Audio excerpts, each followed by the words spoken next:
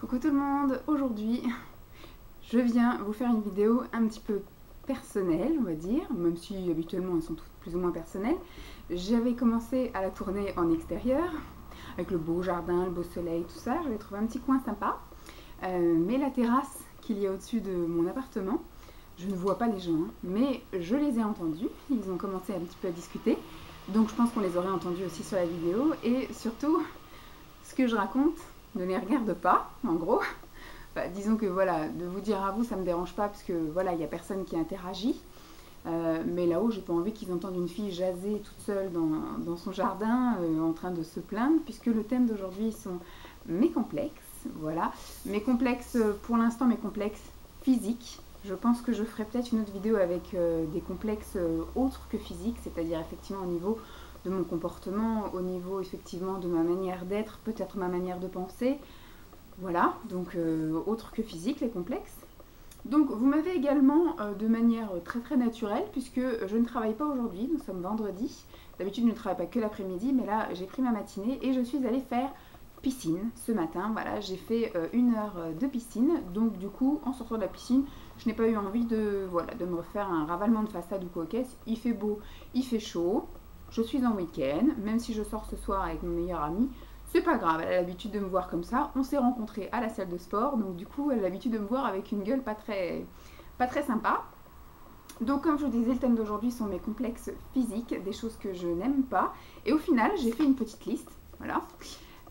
Et quand on regarde bien, de haut en bas, il y a l'intégralité de mon corps, si je puis dire. Voilà. Donc en gros, je crois que je ne m'aime pas du tout physiquement. Quand j'étais plus jeune, avant l'adolescence, vraiment gamine jusqu'à l'adolescence, on va dire, j'étais complexée, moyennement complexée, on va dire, et j'étais pudique, voilà, assez pudique. Après l'adolescence, jusqu'à ma vie de jeune fille, jeune femme, j'étais toujours très complexée, encore plus qu'avant l'adolescence, mais je n'étais absolument plus pudique. Très contradictoire la fille, c'est-à-dire que je n'aimais pas les choses, mais j'en avais rien à foutre, je les montrais quand même, voilà. On peut ne pas aimer, mais ne pas forcément cacher. Par exemple, quand j'allais à la piscine, bon, chose que je fais encore aujourd'hui, il y a beaucoup de choses que je n'aime pas chez moi, mais quand je pesais 125 kilos, vous pouvez bien croire qu'il y avait encore plus de choses que je n'aimais pas. Et bien, quand je sortais du bassin, je n'ai jamais mis de serviette autour de ma taille. Pareil, quand on est allé à la mer, etc., j'ai même mis les 2 pièces quand j'étais très forte. J'en avais rien à foutre de ce que pouvaient penser les autres. Voilà. En gros, j'étais complexée parce que moi, j'aimais pas, mais je n'étais pas pudique. Voilà, ça me dérangeait pas de me montrer. J'ai même fait du bronzage, je vais pas dire intégral parce que j'avais quand même ma culotte, mais voilà, j'ai enlevé mon soutif sur la plage et tout. Après, si t'aimes pas, eh ben, y a rien qui t'oblige à regarder, t'as qu'à tourner la tête. En gros, c'était ça. Au jour d'aujourd'hui, que je suis voilà, un petit peu plus mûre, à 35 ans, je m'aperçois que j'ai encore énormément de complexes. Des complexes qui m'ont jamais quitté toute ma vie, puisque ma condition physique fait que ces complexes, voilà. Il y a eu une période où effectivement les complexes se sont atténués, mais j'ai toujours des choses qui vont pas. Hein. De toute façon, personne ne peut s'aimer à 100%. Mais par contre, je suis en train de refaire une marche arrière, c'est-à-dire que je recommence à devenir pudique sur certaines choses. Il y a voilà, des choses que j'ai pas envie de montrer. Voilà, c'est un peu...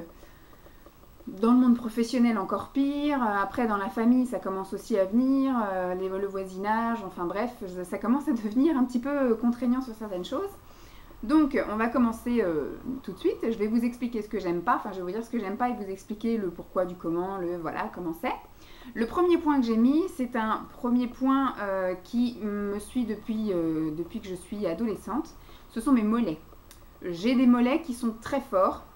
Ce sont des mollets qui sont certes très gras, mais qui sont également très musclés. Donc j'ai des mollets presque aussi gros que le début de ma cuisse au niveau de mes genoux, vous voyez. Donc en fait j'ai surtout voilà, un poteau cuisse-genou, et après j'ai les mollets très forts, à tel point que aucune paire de bottes ne peut convenir. Voilà, j'ai un petit peu perdu quand j'ai fait ma sleeve et que j'étais descendue assez bas, mais même en étant... à un poids, on va dire, normal, puisque même avec ma sleeve, pour 1m72, j'étais descendue à 68 kg, eh bien, j'avais pu trouver que 2 paires de bottes qui m'allaient et qui me serraient vraiment très fort, vous voyez, ça me comprimait un peu les mollets. Donc c'est pour vous dire, je crois que je suis à 45 de tour de mollet, ce qui est énorme.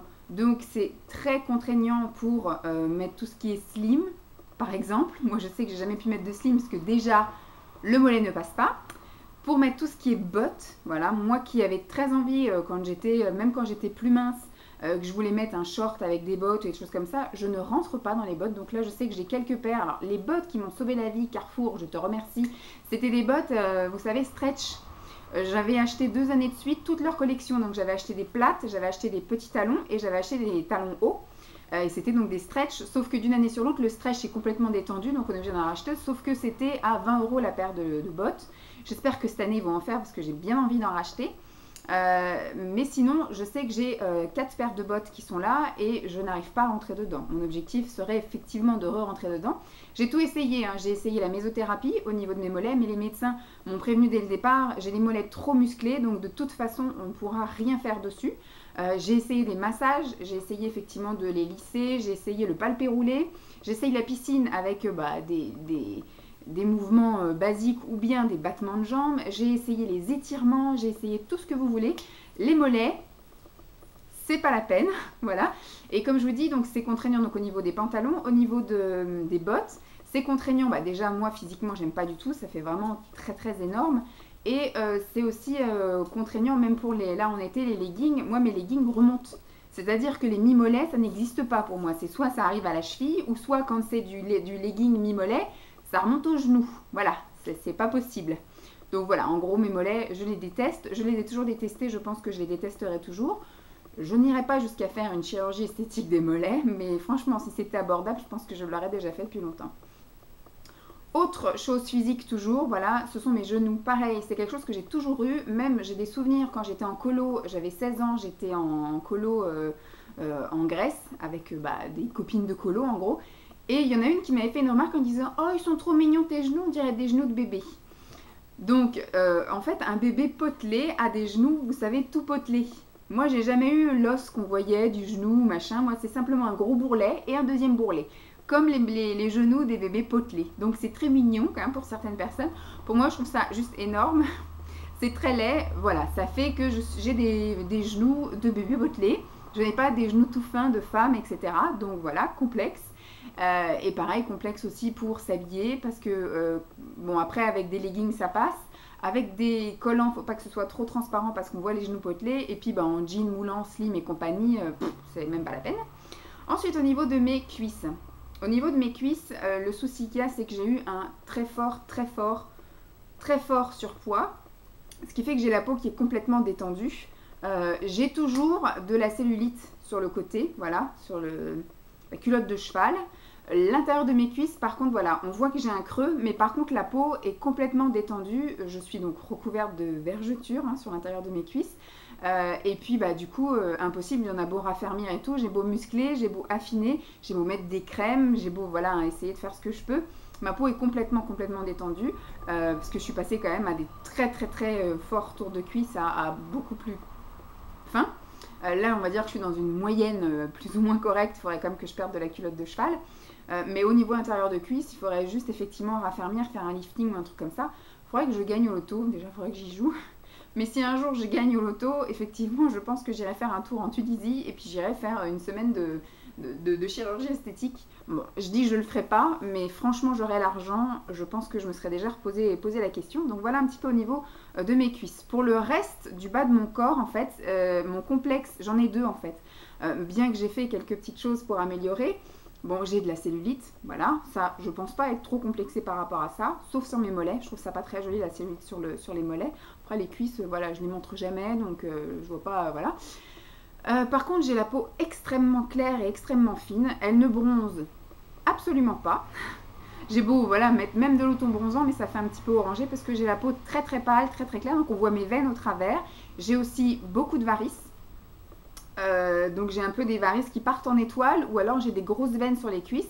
J'ai été voir plusieurs phlébologues, voilà, c'est comme ça que ça s'appelle, le médecin des veines, surtout des jambes. Phlébologue qui m'a dit que ça n'était que esthétique, que ce n'était pas des varices qui pourraient causer machin et qu'on verrait après une grossesse comment ça se passerait. C'était donc des varices esthétiques qui étaient dues effectivement à l'époque à mon surpoids et donc là en perdant du poids mes varices sont restées apparentes.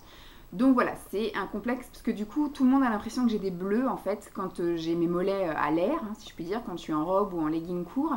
On voit donc des étoiles. De près, on voit que ce sont des veines qui partent en étoiles, mais de loin, c'est des bleus. Donc on a l'impression effectivement que je me suis cogné plein de fois les mollets et donc j'ai au moins 5-6 bleus sur chaque mollet. C'est pas très très joli.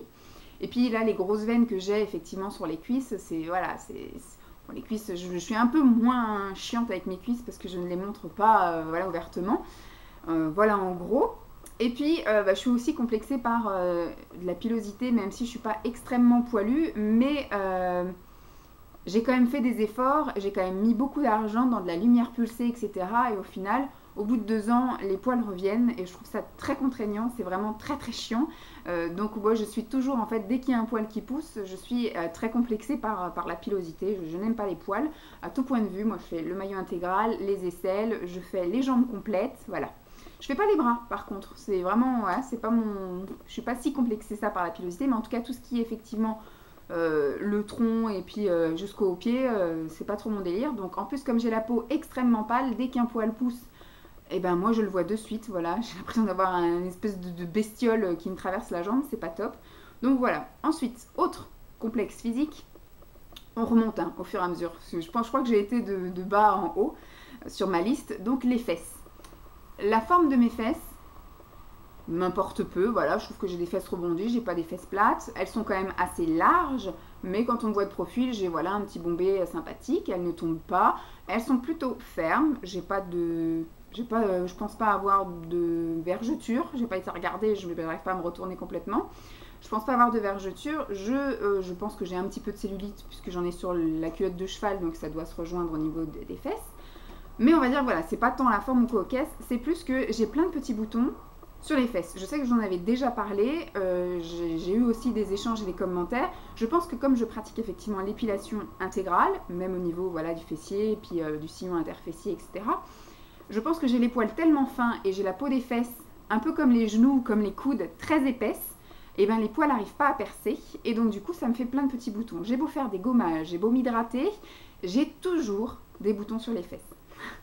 Et je suis pas la seule parce que même moi en tant qu'esthéticienne, j'ai épilé beaucoup de personnes en fait qui venaient même en culotte ou en string pour faire les demi-jambes ou les jambes complètes.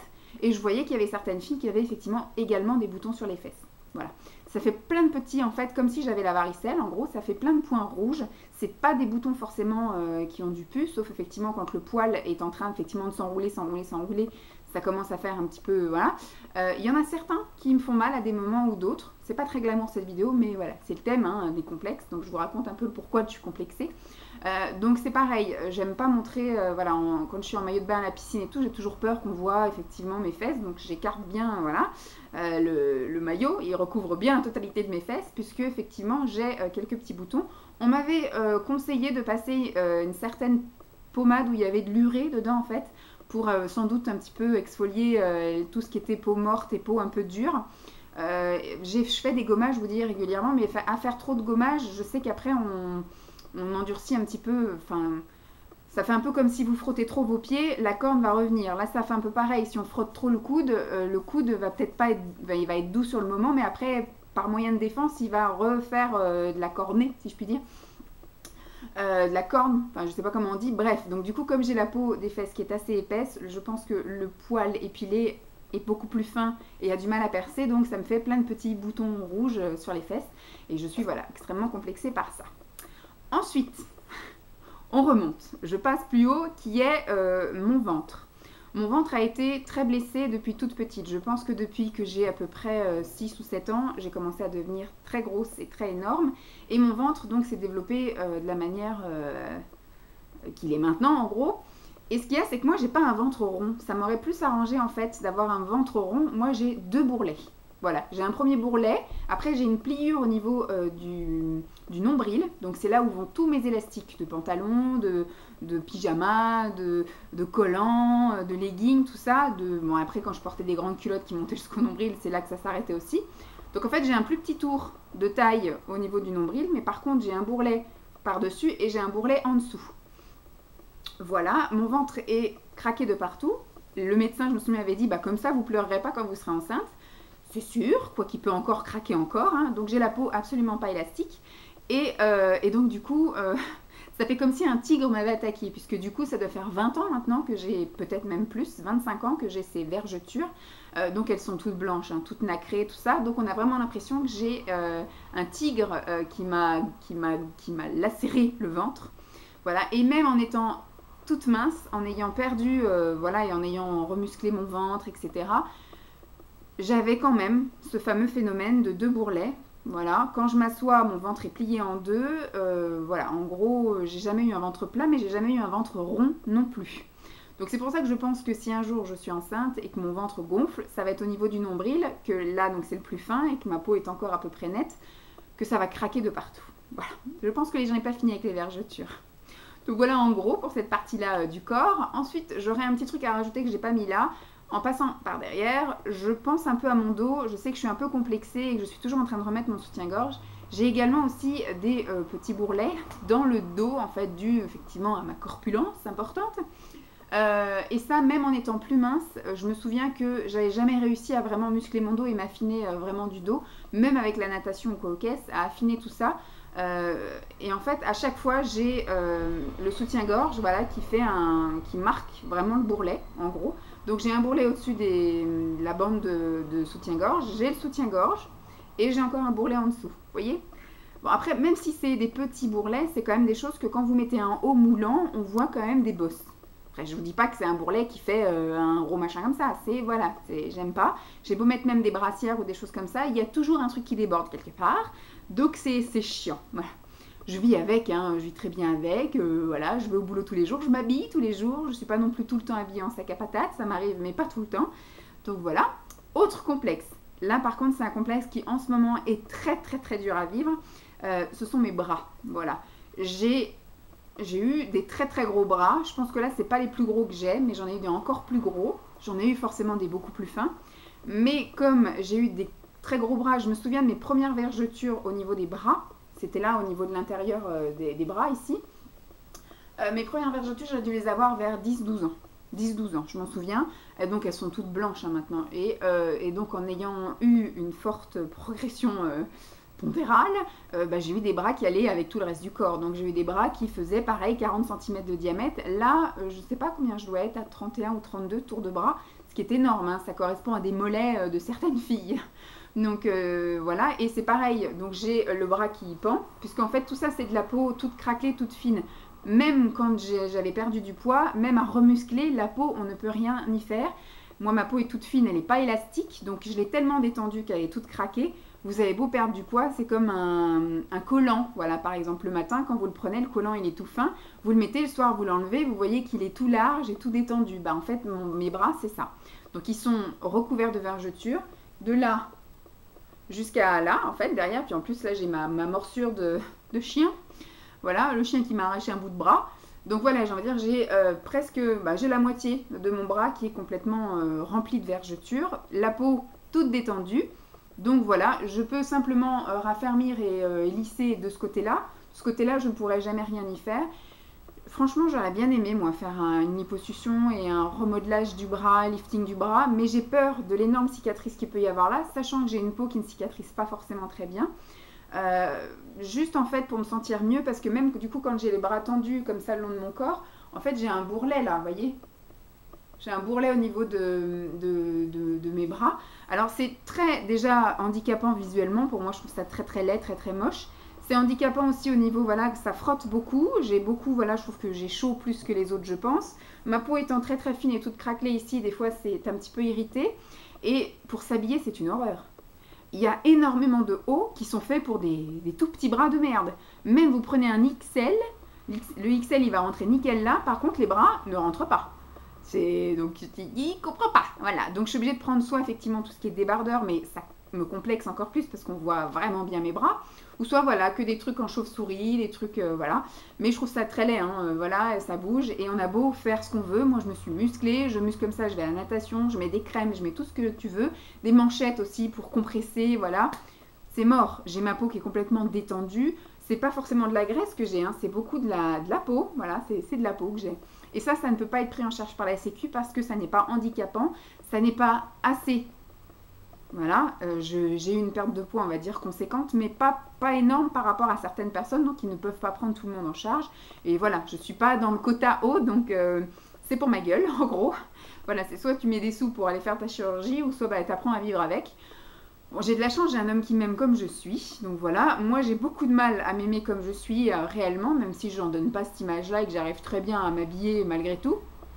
Mais voilà, si je pouvais changer les choses, je les changerais.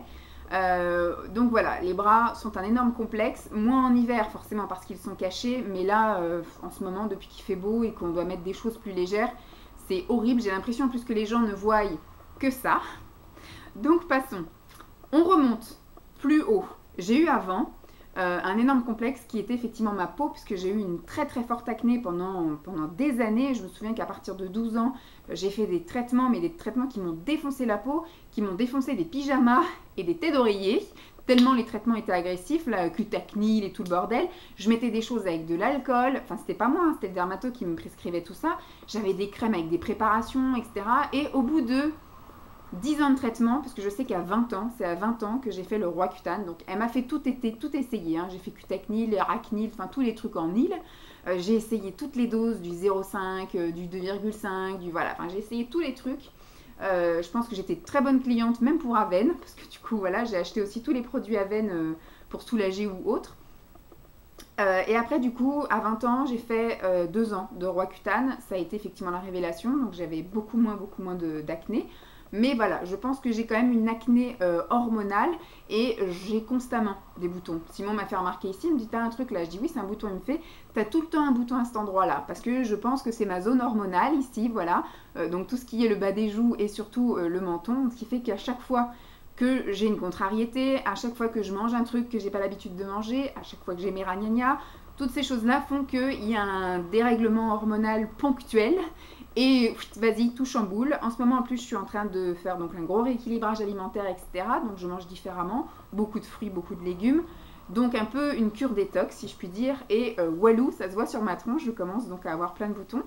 Donc, voilà, en gros, ma peau, et j'ai beaucoup de cicatrices d'acné également. C'est des cicatrices d'acné qui sont là suite à 12 ans d'acné. Donc même avec la meilleure volonté du monde, je pense qu'il n'y a que le laser qui peut éventuellement arranger les choses. Mais on m'avait déjà conseillé une crème cicatrisante, machin, de chez Aven.